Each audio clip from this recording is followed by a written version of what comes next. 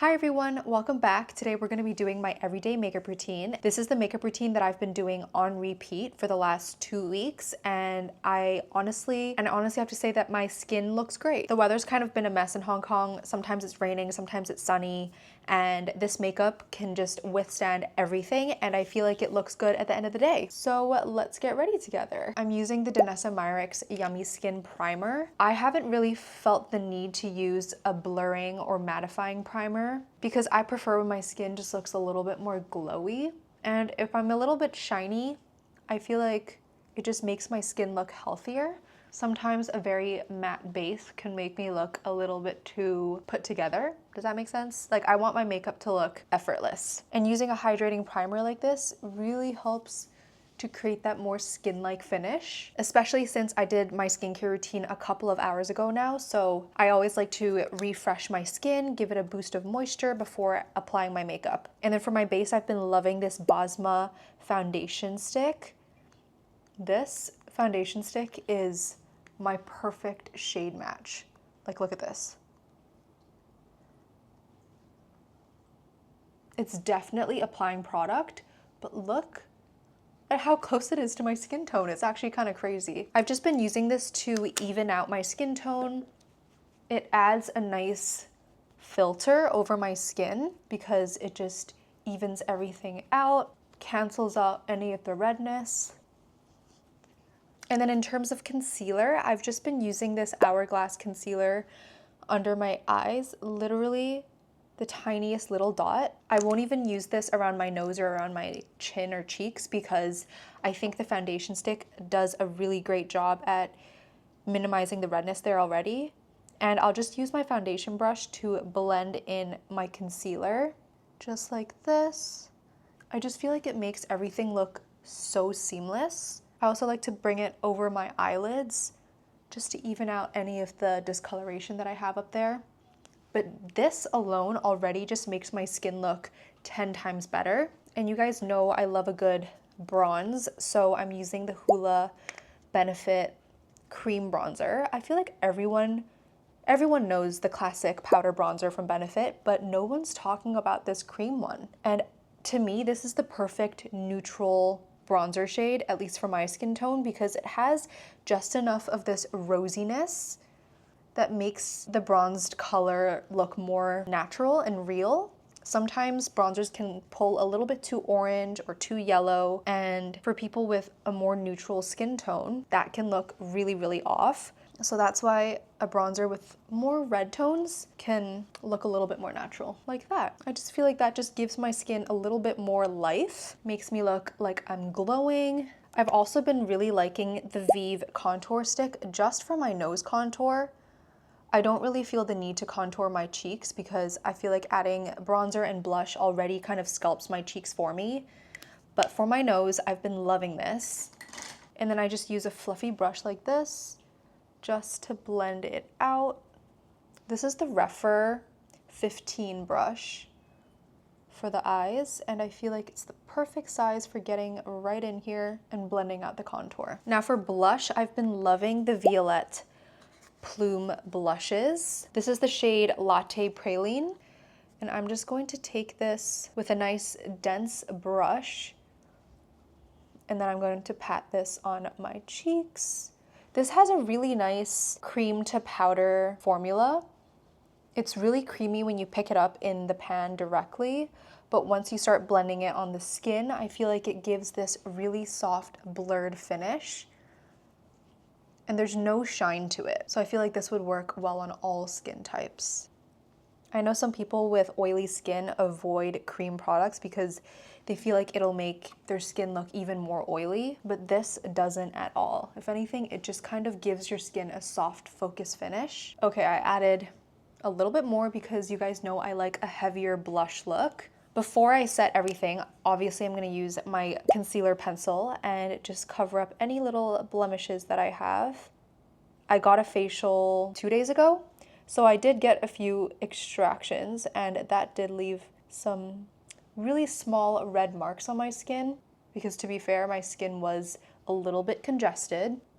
If this is your first time seeing the pinpoint concealing technique, the whole point is that you kind of leave the rest of your skin more bare, and you only conceal the parts that you really need to conceal. And the finish that you get is a super natural looking base because it kind of tricks the eyes. Overall, your skin will look quite natural because there isn't actually that much product on your skin, but it's just the areas where, you know, you need a little bit more coverage. Those parts are covered up, and it just tricks the eyes to make your skin look a little bit more perfected. Now I'm going to take my powder puff from Huda Beauty, and then I'm using the Easy Bake pressed powder to set my skin. And you guys know that ever since I tried this technique out a couple of weeks ago, I've just not been able to stop because the finish it gives my skin is just so much more long lasting. It really pushes the powder into my skin, so it stops my skin from getting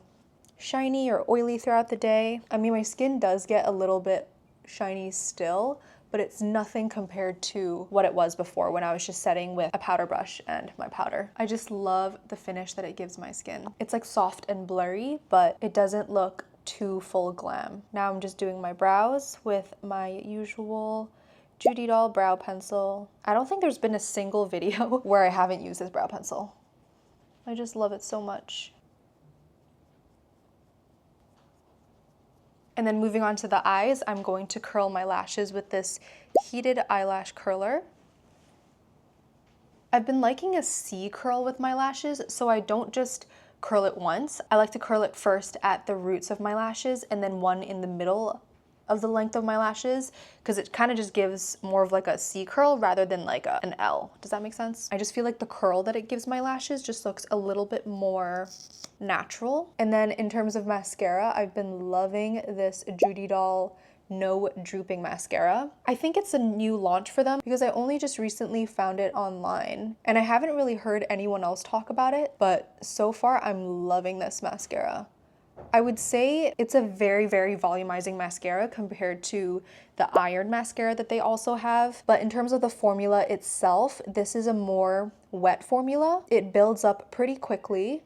And then in terms of the longevity of this mascara, I would say it's just as good, if not better, than the iron mascara because I have trouble removing this mascara at the end of the day. And when I got my facial 2 days ago, I was wearing this mascara and even my esthetician was like, what mascara are you using? Because it's not really coming off. I mean, my usual mascara remover that I use in my nighttime skincare routine, it does get it off, but it's like I need to let it marinate for a little bit longer than my usual mascaras. I've still been using it every day, even though it's hard to remove, just because it actually makes my lashes look insane. I'm gonna come up close so you can see my lashes, but look how defined they look. They're so long, they make my lashes look super thick, and it actually stays this curled all day. Okay, now we are moving on to the lips. So for the lips, this is where it really changes for me day to day. You guys know I love my lip combos. I have so many different combinations that I wear, kind of depending on how I'm feeling. Today, I feel like doing a little bit more of like a brownie nude lip. So I'm going to start with the Rhode Peptide Lip Shape in the shade Lunge. And I'm going to give myself a little bit more of a pouty lip. So how I do this is I first line exactly where my lip line is, just by following the natural shape. That's my top lip. Poppy and Aria are playing right now. And then for my bottom lip, I will go right below here. And this is usually where I will overline a little more. But then when it comes to joining up the edges right here, I follow my natural shape again. So you're only accentuating this bottom bit right here. Hi, puppy. Like that. And then to really give that pouty look, I like to overline right across the Cupid's bow. I don't do too much because otherwise you'll look kind of crazy. I've actually seen other people do it and it looks great, but I think just on me, I like less of that crazy overline. Whoa, this guy just got kind of dark. I don't know if the lighting changed as well in the video, but now I'm going in with the Chanel Coco Rouge Hydra Gloss. This is in the shade Baroque. And I'm just going to add this right on my lips. It was literally sunny this morning and now the sky is gray. But anyway, this is the finished makeup. Let me come up close so you guys can see what everything looks like on my skin. You can definitely go in with a setting spray if you want to really lock this down. For day to day, I usually will skip the setting spray because I just don't think it's necessary. But if I know I'm gonna be going out for dinner after work, or it's gonna be a long, full day of just being out and about, then a setting spray is a pretty good idea. And if I were to do that, I would use the Danessa Myricks Yummy Skin Blurring Balm, liquid blurring balm. This just really helps to set my makeup. It keeps me looking a little bit more soft matte, and it just kind of keeps this finish for a little bit longer. My natural oils still kind of come through, but I feel like this just really helps to keep everything on for a little bit longer. But yeah, that's all for today. I hope you guys enjoyed seeing my current everyday makeup. Thank you guys so much for your really kind comments on my vlog that I posted on Tuesday, I think. It was so much fun filming, and I hope you guys enjoyed that little bonus video. I'll see you guys in my next video. Bye!